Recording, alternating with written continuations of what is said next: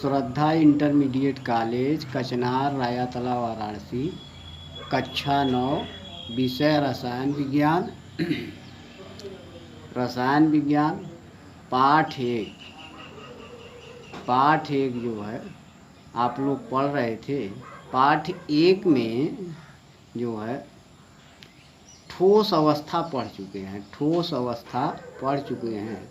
ठोस की परिभाषा क्या है, ठोस की विशेषता क्या है, ये पढ़ चुके हैं। अब इसके आगे जो है द्रव अवस्था पढ़ेंगे, जो है दिनांक 26/7/2021 भाग 3 में। अब ठोस अवस्था पढ़ाया जा चुका है, द्रव अवस्था पढ़ना है। द्रव अवस्था की परिभाषा क्या है, द्रव अवस्था की विशेषता क्या है, ये सब पढ़ेंगे। द्रव अवस्था में देखेंगे, इसकी अंग्रेजी होती है लिक्विड स्टेट। द्रव अवस्था की अंग्रेजी liquid state, LIQUID state, STATE। Liquid state means द्रव अवस्था। अब द्रव अवस्था की परिभाषा या डिफिनीशन क्या है, ये देखिए। द्रव्य की वह अवस्था जिसका आयतन तो निश्चित होता है परंतु आकार नहीं, द्रव कहलाती है। तथा इनमें जो अवस्था पाई जाती है तो उसे द्रव अवस्था कहते हैं। जैसे उदाहरण में देखिए, जल, तेल। जल आप लोग देखे ही हैं, जल का प्रयोग करते हैं पीने के लिए। तो ये सब तेल भी है, जो कि तेल का प्रयोग सब्जियां आदि बनाने, ये सब द्रव अवस्था में पाई जाती है। इसके अलावा और भी उदाहरण आपको देखने को मिलेगा जो कार्बनिक द्रव होते हैं। क्या होते हैं कार्बनिक द्रव? जैसे अल्कोहल है, जिसको हम शराब कहते हैं, वो भी द्रव है, शराब, अल्कोहल। तो जल, तेल आदि। अब जो है पुनः परिभाषा देख लीजिए। द्रव्य की वह अवस्था जिसका आयतन तो निश्चित होता है परंतु आकार नहीं, द्रव कहलाती है। तथा इनमें जो अवस्था पाई जाती है तो उसे द्रव अवस्था कहते हैं। उदाहरण आपका है जल, तेल आदि। अब आगे पढ़ेंगे कि यानी जल है। आगे पढ़ेंगे द्रव अवस्था की विशेषता। द्रव अवस्था की विशेषता क्या है, इसके बारे में अध्ययन करेंगे। द्रव अवस्था की विशेषताएं जो है, इसकी अंग्रेजी है properties of liquid state. Properties of liquid state में जो है द्रव अवस्था की विशेषता। PROPERTIES of OF liquid, LIQUID state. द्रव अवस्था के प्रमुख गुण निम्न हैं। द्रव अवस्था के प्रमुख गुण निम्न हैं। पहला देखिए क्या है। पहला आकृति के बारे में पढ़ेंगे कि आकृति की अंग्रेजी होती है शेप, SHAP। शेप मीन्स आकृति। अब आकृति क्या है, द्रव की क्या आकार या आकृति होती है, इसके बारे में अध्ययन करेंगे। द्रवों में अंतराणुक बल इतने तो प्रबल होते हैं कि द्रव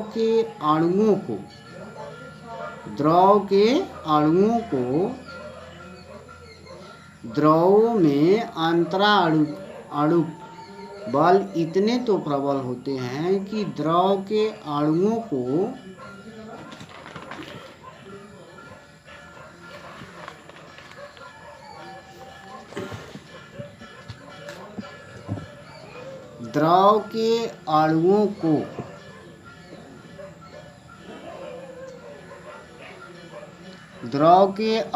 को आपस में एक सीमा के अंदर बांध कर रख सके। किंतु ये इतने प्रबल नहीं होते किंतु ये इतने प्रबल नहीं होते कि उनकी स्थानांतरीय गति को रोक सके। अतः द्रवों की कोई निश्चित आकृति नहीं होती, ये वही आकृति प्राप्त कर लेते हैं जिनमें रखे जाते हैं, जिनमें रखे जाते हैं। अब देखिए यहाँ दूसरा है आयतन। आयतन की अंग्रेजी होती है वॉल्यूम, VOLUME। आयतन क्या होता है द्रव का, ये देखिए, द्रवों के अणुओं के मध्य लगने वाले अंतराणुकाकर्षक बल के कारण द्रव के अणु द्रव के सीमा के अंदर ही गति करते हैं। वह द्रव की सतह को छोड़कर बाहर नहीं जा सकते, अतः द्रवों का आयतन निश्चित होता है। द्रवों का आयतन निश्चित होता है। पुनः देखिए आयतन के बारे में कि द्रव का आयतन निश्चित क्यों होता है, क्या कारण है कि द्रव का आयतन निश्चित किया गया है, आकार नहीं। तो आयतन देखिए, द्रव के अणुओं के मध्य लगने वाले अंतराणुकाकर्षक बल के कारण द्रव के अणु द्रव के सीमा के अंदर ही गति करते हैं। वह द्रव की सतह को छोड़कर बाहर नहीं जा सकते, अतः द्रवों का आयतन निश्चित होता है। तीसरा है घनत्व। तीसरा क्या है, घनत्व, डेंसिटी, DENSITY। घनत्व क्या होता है द्रव का, देखिए, द्रवों का घनत्व ठोसों की अपेक्षा कम होता है। द्रवों का घनत्व ठोसों की अपेक्षा कम होता है। क्यों कम होता है, क्योंकि इनके जो अणु होते हैं ठोस की अपेक्षा दूर दूर होते हैं। अतः देखिए यहाँ घनत्व का घटता क्रम इस प्रकार है। पुनः देखिए घनत्व के बारे में, डेंसिटी, DENSITY। द्रवों का घनत्व ठोसों की अपेक्षा कम होता है। घनत्व का घटता क्रम इस प्रकार है। ये देखिए आपके सामने है, ये आपका बड़ा का चिन्ह है, ठोस बड़ा है द्रव से, द्रव बड़ा है गैस से। तो अगर हम घनत्व की तुलना में लेंगे तो ऐसे पढ़ेंगे, ठोस का घनत्व द्रव की अपेक्षा अधिक होता है और द्रव का घनत्व गैस की अपेक्षा अधिक होता है।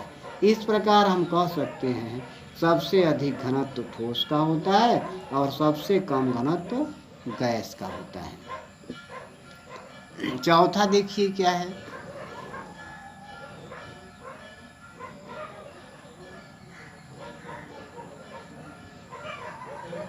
चौथा आपका है तरलता। चौथा है तरलता। तरलता की अंग्रेजी होती है फ्लूइडिटी, FLUIDITY। तरलता की अंग्रेजी है फ्लूइडिटी, FLUIDITY। तरलता क्या होता है इसके बारे में जानिए। द्रवों के अणुओं के मध्य अंतराणु का स्थान ठोसों की अपेक्षा अधिक होने के कारण इनके अणुओं की गतिशीलता अधिक होती है। इस गतिशीलता के कारण ही द्रवों में तरलता का गुण पाया जाता है, अतः इन्हें तरल कहते हैं। पुनः देखिए, द्रवों के अणुओं के मध्य अंतराणु का स्थान ठोसों की अपेक्षा अधिक होने के कारण इनके अणुओं की गतिशीलता अधिक होती है। इस गतिशीलता के कारण ही द्रवों में तरलता का गुण पाया जाता है, अतः इन्हें तरल कहते हैं।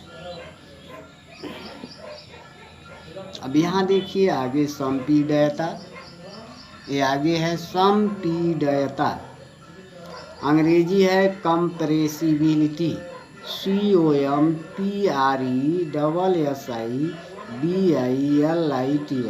कंप्रेसिबिलिटी में संपीडयता।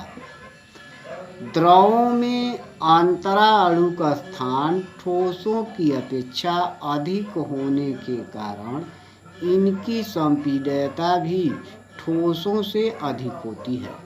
इस प्रकार हम कह सकते हैं, पुनः देखिए, द्रवों में अंतरा अणु का स्थान ठोसों की अपेक्षा अधिक होने के कारण इनकी संपीडयता भी ठोसों से अधिक होती है। अर्थात हम एक शब्द में कह सकते हैं, जो द्रव की संपीडयता है ठोस से अधिक होती है, यानी द्रव को ठोस की अपेक्षा अधिक दबाया जा सकता है। संपीडयता मतलब किसी वस्तु को दबाकर जो है छोटा, आकृति छोटा कर देना, ठीक। तो इसी को हम संपीडयता कहते हैं। आगे देखिए,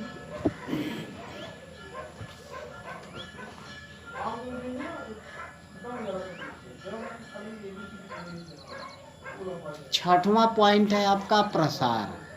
छठवां है प्रसार। क्या होता है? एक्सपेंशन, EXPANSION, एक्सपेंशन मीन्स प्रसार। प्रसार का मतलब फैलना। द्रवों में अंतरा अणु का आकर्षण बल ठोसों की अपेक्षा कम होता है। द्रवों में अंतरा अणु का आकर्षण बल ठोसों की अपेक्षा कम होता है।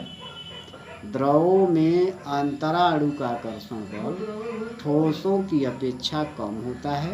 अतः ताप बढ़ाने पर द्रवों में ठोसों से अधिक प्रसार होता है।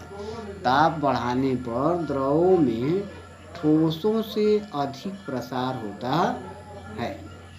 पुनः देखिए, द्रवों में अंतरा अणु का आकर्षण बल ठोसों की अपेक्षा कम होता है। अतः ताप बढ़ाने पर द्रवों में ठोसों से अधिक प्रसार होता है। इस प्रकार हम कह सकते हैं, यदि द्रव का ताप हम बढ़ा रहे हैं तो इनका जो फैलाव है, प्रसार का मतलब फैलाव, अधिक फैलता है, यानी प्रसार होता है। यहाँ देखिए जो है एक बीकर है, ये क्या है? बीकर। इस बीकर में, पात्र में जो है जल भरा, एक द्रव भरा हुआ है जिसे हम जल कहते हैं, H2O, जिसे क्या कहते हैं? जल कहते हैं। इसे जो है जल कहते हैं, H2O। अब जो है यहाँ लिखा हुआ है एक पात्र में भरा हुआ द्रव। ये देखिए, ये आपका पात्र है जिसे हम सामान्य भाषा में बीकर कह सकते हैं। क्या कह सकते हैं? बीकर। ये अणु है, ये द्रव के अणु देखिए, ये जो है जितने भी हैं बिंदु दिखाई दे रहे हैं, ये पॉइंट, ये जो है सब इसको हम अणु मानते हैं। क्या मानते हैं? अणु मानते हैं। तो ये देखिए, ठोस के अणु तो ये काफ़ी पास पास होते हैं, लेकिन द्रव के अणु देखिए दूर दूर है। और इसमें अंतरा अणु का स्थान ये देखिए जगह जगह अधिक होते हैं। और ये अणु जो है इसी पात्र में ही निश्चित दिशाओं, अनिश्चित दिशाओं में गति करते हैं। इसीलिए जो है इसमें तरलता का गुण भी पाया जाता है। इसके आगे जो है आपको अगले दिन पढ़ाया जाएगा। इसके आगे आपका गैस अवस्था है कि गैस अवस्था क्या है, गैस की परिभाषा क्या है, विशेषता क्या है, इसके आगे पढ़ेंगे।